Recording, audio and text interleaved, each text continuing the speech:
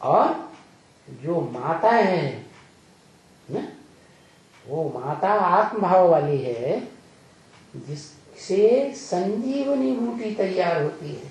Practical में पवित्र जीवन जीने वाली ब्राह्मणी बनती है। लेकिन उसके जन्म इस सृष्टि पर स्त्री रूप के ज्यादा होंगे कि पुरुष रूप के ज्यादा होंगे? पुरुष रूप के ज्यादा होंगे। है वो माता जो परा प्रकृति बनती है, जिससे आत्म स्थिति वाले बच्चे पैदा होते हैं। पहला बच्ची पैदा हुई कौन सी? योगिनी हुई ना। तो योगिनी तो पुरुष प्रकृति वाली है ना, रुद्रमाला का मणका हुआ ना, इसलिए वो तो पुरुष जन्म ज्यादा लेती है, और सारे ही मणके पुरुष जन्म ज्यादा लेते हैं। लेकिन माँ कैसी है? आत्मभाव वाली तो है, लेकिन फॉलो किसको करती है? 100% किसको फॉलो करती है? शंकर को फॉलो करती है ना, पुरुष शरीर को फॉलो करती है ना। इसलिए वो स्वयं चोले के हिसाब से कैसी है? चोले के हिसाब से सहयोगिनी है अव्वल नंबर की, या अपनी चलाने वाली है? पक्की सहयोगी। जैसे ब्रह्मा बाबा के जीवन में पक्की सहयोगिनी कौन बनी थी? ओम राधे। ऐसे ही पक्की सहयोगिनी, तो वो पक्की सहयोगिनी का नाम संजीवनी बूटी है। संपूर्ण जीवन धारण करती है, और संपूर्ण जीवन उसे कहेंगे जो सुख ही सुख में रहे हर जन्म। या जो पुरुष स्वभाव के रुद्रमाला के मण के जन्म जन्मांतर के राजा बनने वाले हैं, वो तो मार काट मचाते हैं? तो हिंसक दुनिया में उनको युद्ध करना पड़ता है, तो देह का सुख ले पाते हैं? नहीं। देह का सुख लेने में, आत्मा का भी सुख लेने में सबसे आगे कौन गई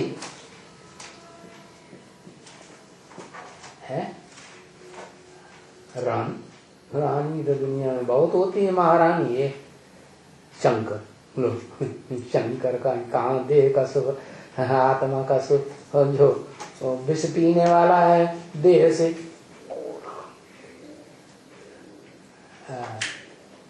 राधा, वो राधा जो है वो ही वास्तव में संजीवनी बूटी है। प्रैक्टिकल में जब वो निकलती है तो सारे सूरजीत हो जाते हैं, नंबरवार। रुद्रमाला के मण के भी सूरजीत बनते हैं। आधार मूर्त जड़ों के रूप में काम करने वाली आत्माएं भी सूरजीत बनती हैं। और यहाँ तक के सारे धर्म पिताएं और सारे धर्म पिताओं के फॉलोअर्स भी सूरजीत बन जाते हैं।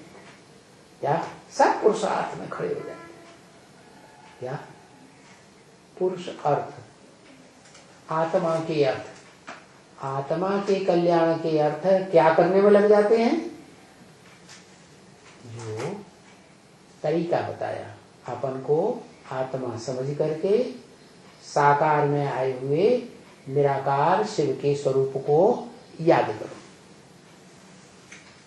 सबको ये संजीवनी बूटी मिल जाती, सब सूरजीत बन जाते हैं। तो फिर सब खड़े हो जाते हैं इस सृष्टि रूपी रंगमंच पर पुरुषार्थ करने के लिए, है ना। और सारी सृष्टि वसुधैव कुटुंबकम बन जाती है।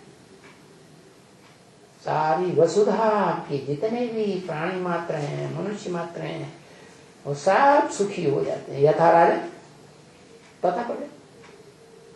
तो सृष्टि के माता पिता ही संपन्न से धारण करते हैं, विष्णु रूप बन जाते हैं, तो सारी सृष्टि की पालना भी विष्णु के द्वारा होती है, नई सृष्टि की पालना होती है ना।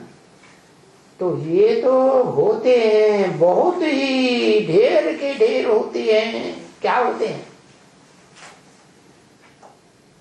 संजीवनी बूटी जिनको सुंघाई जाती है तो क्या होते हैं?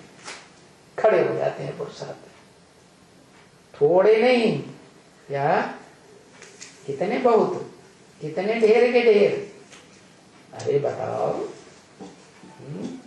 बहुत ही कितने।